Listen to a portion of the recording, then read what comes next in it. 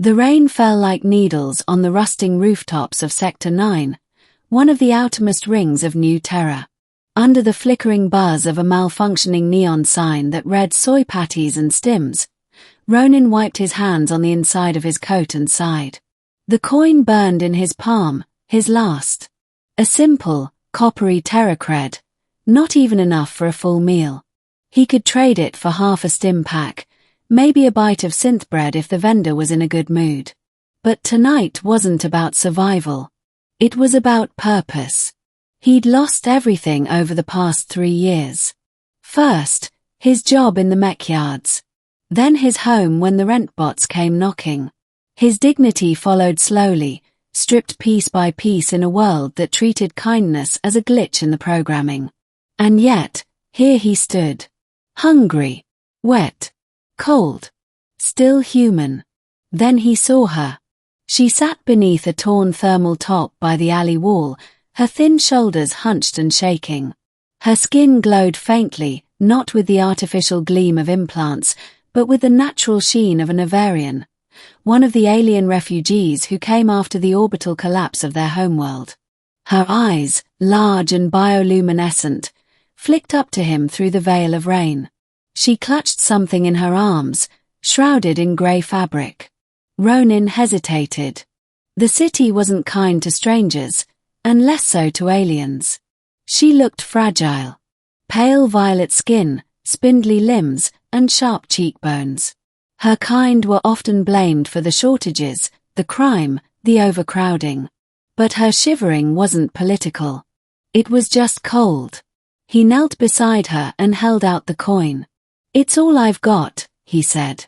"But maybe it gets you a place to stay tonight." She stared at it. Then at him. "Why?"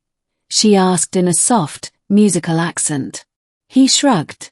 "Because no one else will." She reached slowly, her 3-fingered hand trembling. The fabric in her arms shifted, and Ronan saw it, a child. Smaller than a human baby, eyes closed, body still. Ronan's breath hitched. "Is he?" "No," she whispered. "But he will be, if we stay in the cold." He nodded, teeth clenched. "Come on. There's an old shelter up the block. Not official. Run by some ex-cons. But they won't ask questions." She didn't move. He offered his hand. "My name's Ronan." She hesitated, then placed her fingers into his palm. Warm despite the chill. "Lia'vren," she said. "Of Nova." They stayed in the shelter that night. The child, her son, Relek, was given a heating pad and warm nutrient broth.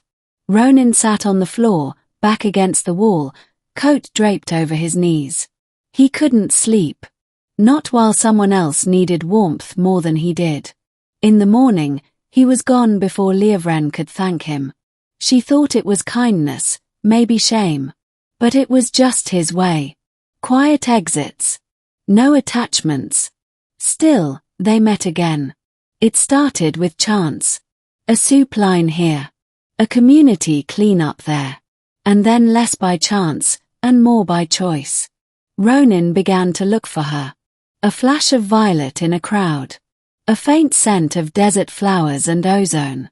Lia'vren always greeted him with those wide, luminous eyes, full of restrained gratitude. And gradually, conversation bloomed. She told him of Nova, the singing dunes, the glass lakes, the spire cities that hummed with crystal energy. Her husband had been a navigator in the star fleets. Killed during the Exodus when their ships scattered under human fire, an accidental engagement, the EarthGov reports called it. "I don't blame all of you," she once said, touching Ronan's wrist gently. "Some hearts still remember how to beat for others." He didn't know what to say to that. So he just sat quietly with her, letting the silence speak. Months passed. They found work together in a reclamation center, sorting scraps, stripping wire from broken droids, salvaging batteries from derelict hovercars. The pay was low, but the company was rich. Relek grew stronger. Ronin taught him how to balance old power cells on his fingers like coins. Lia'vren laughed when Ronin fell off a supply crate trying to impress the child. The sound of her laughter, it made the grimy walls feel a little less like a prison. Then one night, a riot broke out in Sector 9. Food shipment delays. Misinformation. Fear. Chaos. Ronin had just stepped out to grab filters from the corner vendor when he heard the screech of anti-riot drones. Smoke. Shouting. Then, he saw them. A squad of enforcement bots had cornered Lia'vren and Relek. Wrong place, wrong time. Alien signatures triggered an unauthorized assembly flag. Without thinking, Ronin charged. He threw a bottle, struck the sensor on one drone. It turned, taser arm raising, but he was faster, slamming into its metal bulk and pulling it down. He screamed for Lia'vren to run. She didn't. She came back. Together, they dragged Relek behind a storage unit. Ronin took 2 baton hits before they escaped through a maintenance shaft. Blooded. Bruised. Laughing in disbelief. Back in the shelter, he winced as Lia'vren tended his wounds. "You're a fool," she said, dabbing at his shoulder. "Maybe. You could have died. I've done worse things for less noble causes." She looked at him, long and searching. "I used to think all humans were cruel," she said. "That your kind had no room for the broken. But then one gave me his last coin." He smiled. "You gave me something too. A reason to spend it." She leaned forward. Their foreheads touched, hers smooth and warm, his stubbled and scarred. Her voice was barely a whisper. "My people mate for life, Ronin. I've got nowhere else to be." They moved to a border colony 2 months later.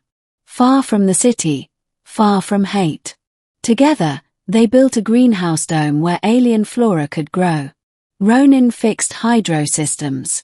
Lia'vren sang to the plants in Navarian tones that made the leaves shimmer. Relek learned both languages. He carved birds from scrap. He told his schoolmates how his father once fought drones with nothing but a wrench and a broken arm. And Ronin, he changed. He woke each day to the scent of sunlight and spice.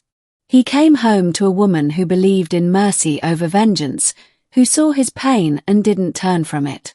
One night, as they watched the twin moons rise over the frost hills, Ronin took her hand.